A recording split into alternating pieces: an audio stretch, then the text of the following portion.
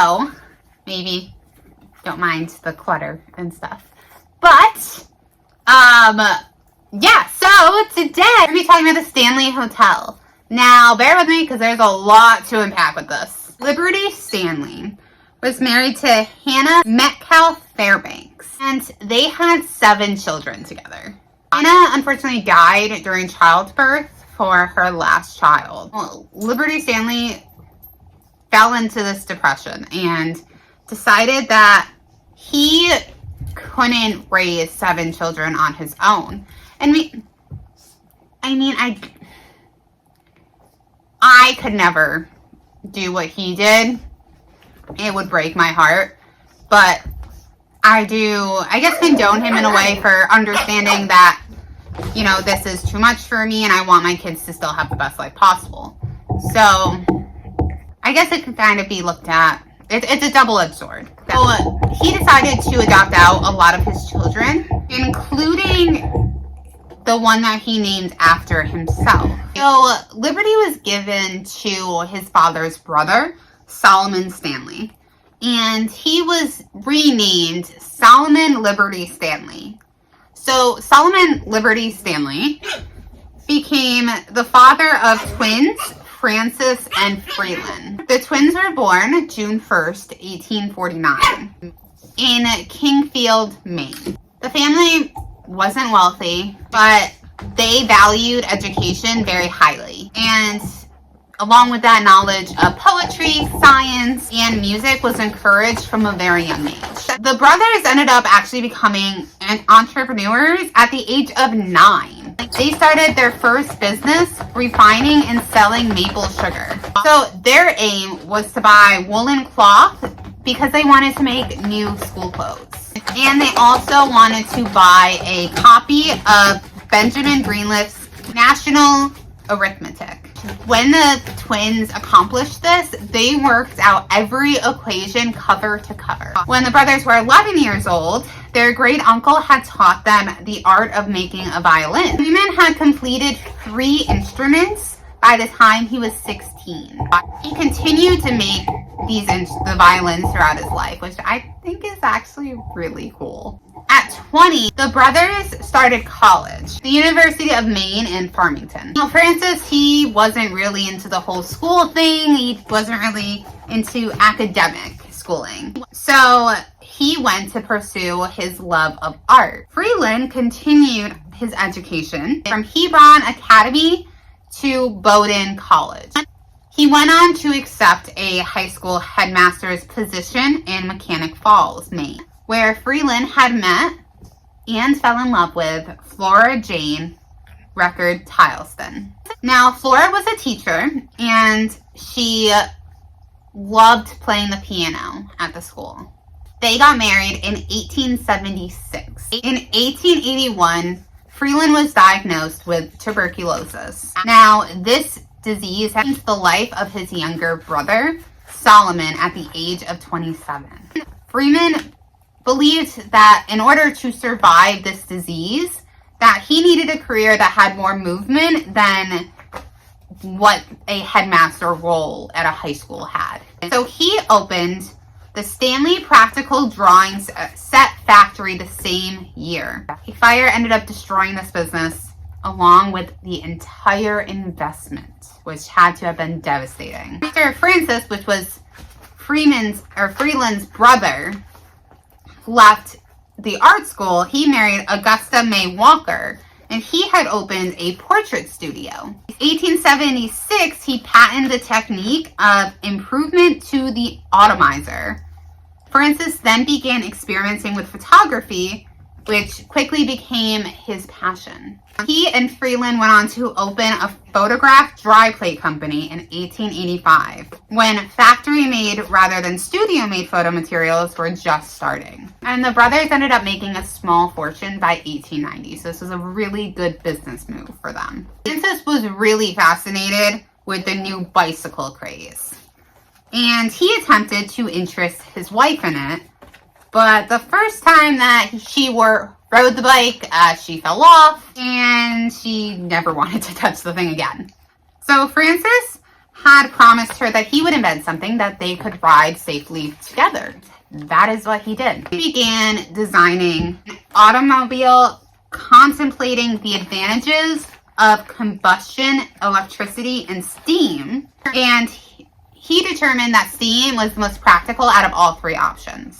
By 1897, Francis got rid of horses and buggies, and he began to build his first automobile from a wagon and bicycle parts. In 1898, he brought the car to Boston Auto Show, and the crowd was impressed. Like, people were impressed by this, so they urged the brothers to start producing these, and this became the Stanley Motor Company.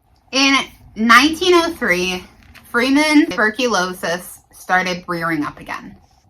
The ultimate remedy for this was fresh, dry air and a hearty diet. So he and Flora decided to go to the Great Rocky Mountains, and they headed west to Denver, Colorado. The couple had spent the winter in Denver, and the symptoms didn't really improve much by June. So they were advised by his doctor to rent their own accommodations as soon as they could. They stayed one night in the famous Brown Palace Hotel. This was when Stanley decided to spend the summer in the Colorado mountains. The doctor ended up suggesting Estes Park, whose climate is comparable to Davos, Switzerland. Now, the change of environment ended up actually improving Stanley's tuberculosis in an immense amount. So they decided to return every summer. Stanley's headed the 63 miles to Estes Park at the end of June and rented a primitive cabin from the owners of Elkhorn Lodge. Now, at the end of the summer of 1903, Freeman bought a property in Estes Park. He hired an architect, Henry Lord Cornwallis, who was a fairly new friend to the couple, and he wanted them to help them plan their home. The home would have 4 bedrooms and a gracious living area. He put in a modern kitchen for Flora so she could entertain the summer guests, and Stanley indulged in leisure activities such as billiards, violins, and steam cars. He decided to put a billiard table in his basement, and he also built a detached garage so then he could have a violin workshop. The garage had a turntable, so he could easily exit his steam cars front-wise rather than backwards. And the front door would open to a veranda with a breathtaking view of the Estes Valley. The house is still there to this day. It is privately owned, though. So by 1907, Stanley had completely recovered from his tuberculosis, but he was bored. He wasn't content with this laid-back country life, and he decided, you know what? I'm gonna make this into a happening area. I'm gonna make this into a resort town. So in 1909, the construction began. This was the beginning of the Stanley Hotel. The hotel was 48 rooms that catered to moderately wealthy social circle of friends back east. Also would cater to those who had tuberculosis, who wanted to cure their tuberculosis and needed a healthier climate. It was designed to be an optimal environment for pulmonary health. The resort would consist of 3 buildings, the hotel, a concert hall, and a lodge. The lodge would be a scaled down version of the hotel, and in Stanley's day, it actually remains mostly empty because it wouldn't be utilized much in the winter. Stanley's car company ended up producing a fleet of specially designed steam-powered vehicles called mountain wagons. And these cars were used to transport multiple guests from the train depot to the hotel. It's actually quite smart. When the hotel opened, it was said to be one of the few in the world that was powered entirely by electricity. When the power plant that the hotel had used started lacking power, the installation of gas-powered lighting had to be done in 1911. One day, though, after the pipes had been filled, there was a horrible explosion. And this had injured a maid and several other employees, as well as damage to the building. A chambermaid was lighting one of the gas lamps, and there was a small leak. And that is how the explosion occurred. She was thrown into a large hole in the ground, and both of her ankles ended up broken. 2 waiters in the dining room were also injured when a wooden plank from the ceiling slapped them in the face. The other one had a dislocated hip from the fall. Other than that, there wasn't really much other injuries, and everybody lived, which is crazy lucky. It cost $10,000. And just think that this isn't $10,000 today money, which is also a lot of money. It's $10,000 back then. But $10,000 to repair the damage to the dining room and the West Wing. So repairs began immediately. Part of that the hotel, the part that was, being repaired, was out of commission during that time. So tourism ended up doing pretty good. Stanley Steamer Autos whisked people up to the hotel. It became a very popular mountain resort. You could, some of the things you could do there was a 9-hole golf course or tennis course, there was bowling, there was billiards, and croquet. Hotel's presence and Stanley's involvement actually played a really big part to the creation of the Rocky Mountain National Park in 1915 and the growth of Estes Park that was established in 1917. In 1926, Stanley was 77 years old. Decided, I've done a lot with this hotel, but I just want to rest, just take a break. And you're 77, you've done a lot in your life, you deserve it. So he decided to privately sell the hotel to a private company from Milwaukee. And just kind of for the sole purpose of they can run it, retirement, But it failed. And Stanley ended up repurchasing the hotel in foreclosure. So that company did not do a good job. He ended up reselling the hotel to fellow automobile and hotel magnate Roe Emery, who was from Denver. So Emery decided to redecorate the hotel rooms in 1935. They added new light fixtures and painted the buildings from the original mustard yellow to the white that you see it as today. Stanley still loved this hotel. This hotel was his baby. And he loved attending concerts and luncheons and sitting in his favorite rocker on the veranda overlooking the Estes Valley. So up until he died, he would visit this hotel. It meant everything to him. He passed away on October 2nd, 1940 at the age of 91. Which is crazy. Emery went on selling the hotel in 1946 to Abel Management Company. They made several changes to the hotel. Added a swimming pool to the front lawn. The carriage house was turned into a motel, but that was pretty short-lived. It actually remained boarded up for most of the late 20th century and was mostly just kind of used for storage. Every few years, the property would change hands, and this ended up making it deteriorate from the inside out. Maintenance wasn't kept up, and no upgrades were made, which is sad because Stanley put so much of his heart and soul into this hotel, and it kind of seemed like he was the only one until ultimately played a big part of why this hotel is so famous. But it was kind of like it's meant to be, right? Because he put so much into this place. So this hotel, it wasn't doing great.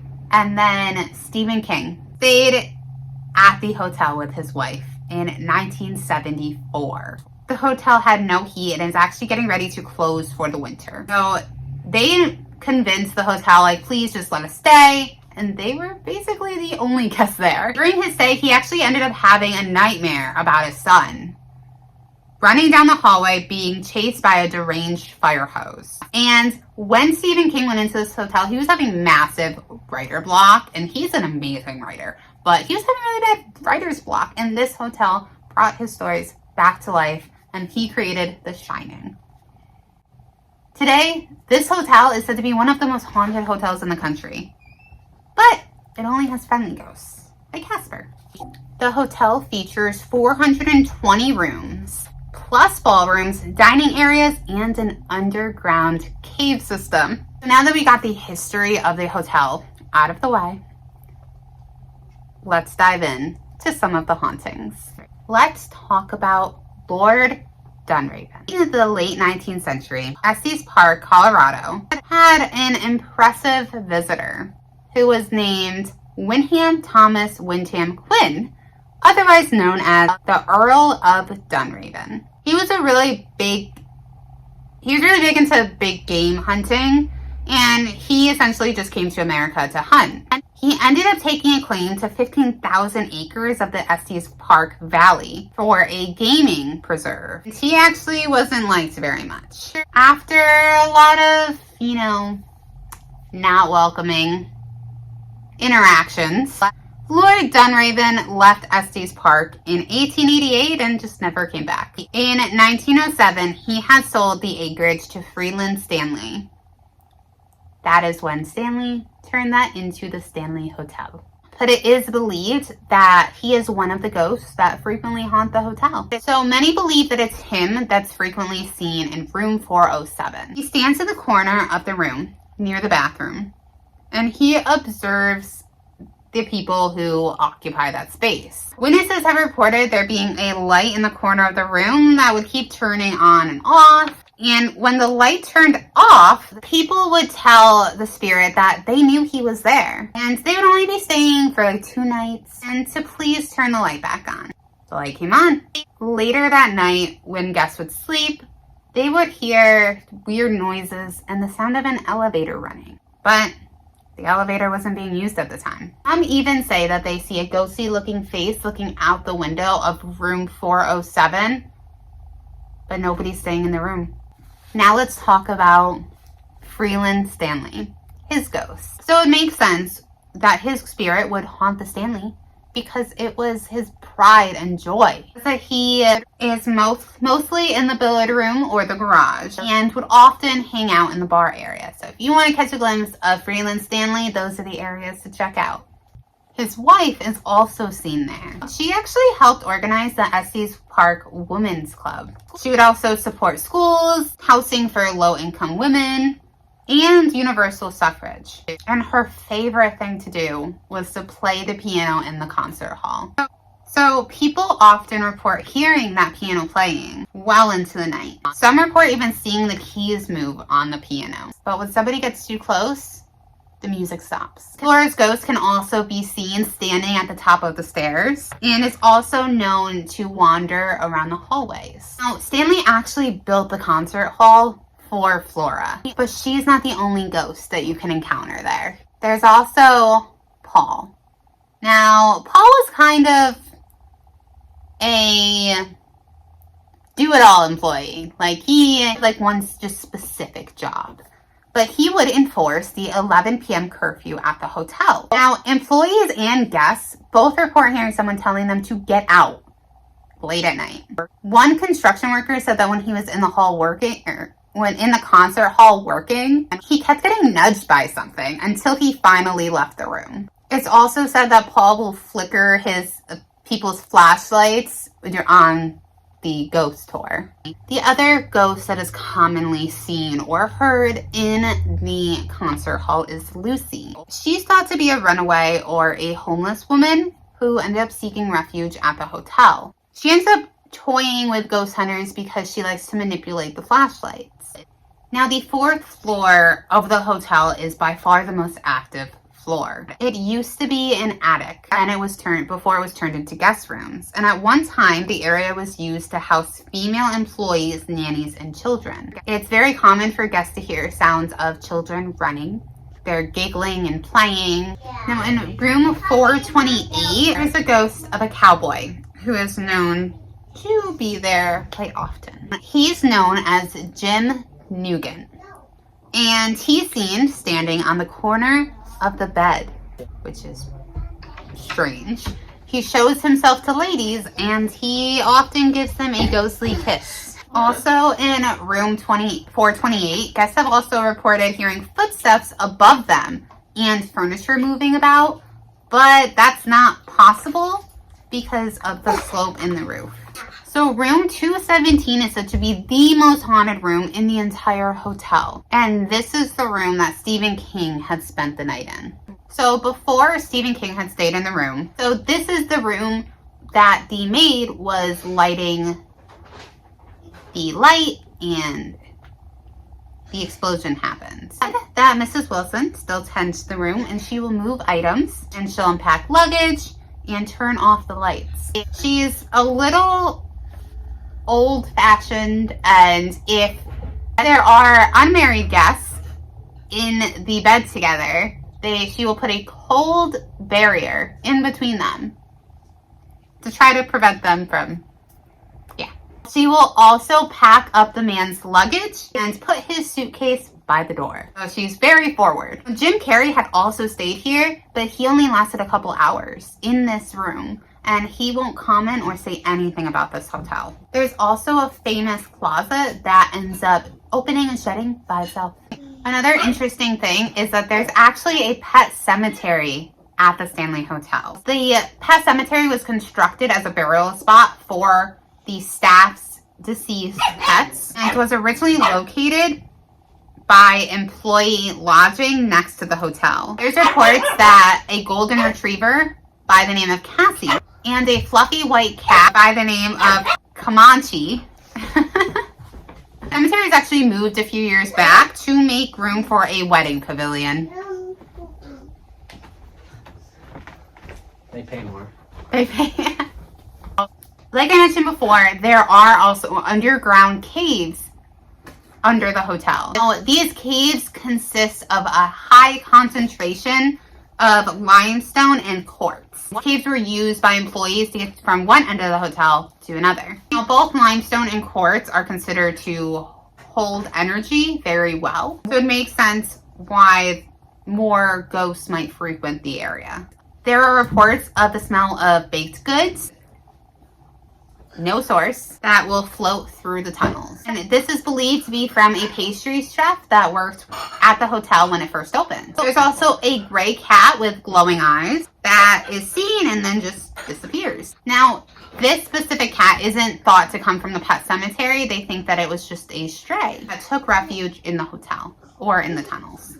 Now, there's also something known as the vortex. Traditionally, a vortex in the paranormal world is a place where a spirit or entity can pass through rather easily. So normally it's a place where the things are more active. The staircase between the floors in the hotel's main guest house is known to be the vortex. It's said to be a rapid transit system for ghosts that are known to haunt the hotel. The grand staircase of the hotel. Hi. Hi guys. Hi guys. No, you gotta look at the camera, not me. Hi guys. In 2016, there was a visitor from Houston who ended up snapping some photos on the grand staircase. And there was something at the top of the staircase. And nobody remembers there being anybody there. The image is of a woman at the top of the stairs. This photo was taken by the Mosling family at the Stanley Hotel on the Spirit Tour. They used a cell phone to take this picture.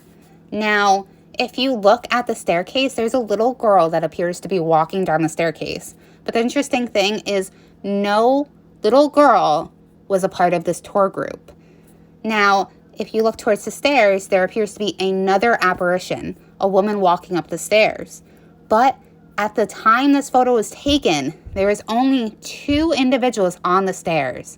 And from the last picture I showed you guys, this is the same staircase that the woman is seen. On top of that, experts analyzed this photo and found no manipulation. So if you want to go and have some spiritual activity, but don't want to test your luck with anything bad, the Stanley is definitely a great place to go. I would love to go to the Stanley Hotel. One day I will. Let me know if you guys have ever been to Stanley Hotel or encountered anything while you were there. Until next time, I love you guys. Bye.